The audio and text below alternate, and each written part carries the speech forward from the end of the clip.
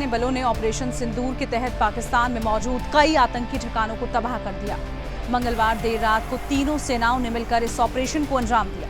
यह हमला कितना सटीक और असरदार था, इसका अंदाजा ऑपरेशन के बाद आई तस्वीरों से लगाया जा सकता है। इस ऑपरेशन के दौरान तीनों सेनाओं के बीच जबरदस्त कोऑर्डिनेशन देखने को मिला।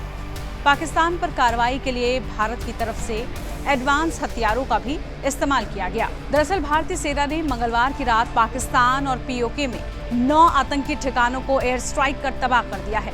भारतीय जाबाजों ने पाकिस्तान में दाखिल हुए बिना 100 किलोमीटर अंदर स्थित बहावलपुर में जैश ए मोहम्मद के मुख्यालय को बमबारी करके उड़ा दिया।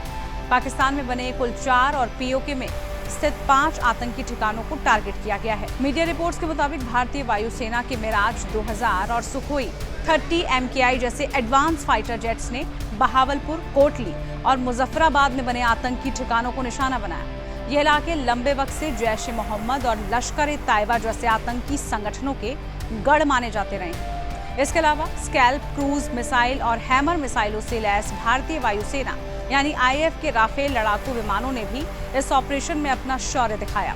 राफेल में फिट होने वाले ये ऐसे 2 ताकतवर हथियार हैं जिनसे टारगेट पर सटीक हमला किया जा सकता है। वहीं वायुसेना ने ऑपरेशन को अंजाम देने के लिए हरोप ड्रोन जैसे स्टैंड ऑफ वेपन का इस्तेमाल किया। साथ ही राफेल ने टारगेट को हिट करने के लिए स्कैल्प क्रूज मिसाइल के अलावा डीप पेनिट्रेशन स्पाइस 2000 मिसाइल का इस्तेमाल किया। भारतीय सेना की तरफ से भी ऑपरेशन में हथियारों और प्लेटफॉर्मों के अलावा ड्रोन, इसके अलावा UCAV का इस्तेमाल किया गया। इंडियन नेवी भी इस पूरे ऑपरेशन में शामिल रही और समुद्री एक्शन में अहम भूमिका निभाती हुई नजर आई। वहीं मीडिया रिपोर्ट्स के मुताबिक भारत ने अपने ही हवाई क्षेत्र में रहकर क्रूज मिसाइल और ड्रोन के जरिए पीओके और पाकिस्तान में बने इन आतंकी अड्डों को निशाना बनाया। बताया जा रहा है कि ऑपरेशन के दौरान ब्रह्मोस सुपरसोनिक मिसाइल से भी अटैक किया गया, जिसकी रेंज 400 से 600 किलोमीटर के बीच है। इसके जरिए बहावलपुर और मुजफ्फराबाद में जैश के कमांड सेंटरों और इसके अलावा हथियार डिपो को तबाह कर दिया गया। पीओके में स्थित आतंकी अड्डों को तबाह करने में हवा से सतह पर मार करने वाली हैमर मिसाइल का इस्तेमाल किया गया, जिनकी रेंज 20 से 70 किलोमीटर के बीच की है। वहीं पाकिस्तानी मीडिया ने भी इस ऑपरेशन में राफेल विमानों के शामिल होने का दावा कर दिया है। पड़ोसी मुल्क का दावा है कि भारतीय वायुसेना के 4 राफेल लड़ाकू विमान नियंत्रण रेखा यानी कि LOC के पार कश्मीर क्षेत्र में रात भर गश्त करते हुए देखे गए थे। इसके अलावा मीडिया रिपोर्ट्स में यह भी बताया जा रहा है कि बहावलपुर में जैश के मुख्यालय को उड़ाने के लिए बंकर बस्टर बम का इस्तेमाल किया गया। हालांकि रक्षा मंत्रालय ने आधिकारिक तौर पर इसकी पुष्टि अभी तक नहीं की है। बता दें कि बंकर बस्टर बम ऐसे हथियार हैं जो गहरे बंकरों और भूमिगत सुविधाओं को तबाह करने के लिए डिजाइन किए गए हैं।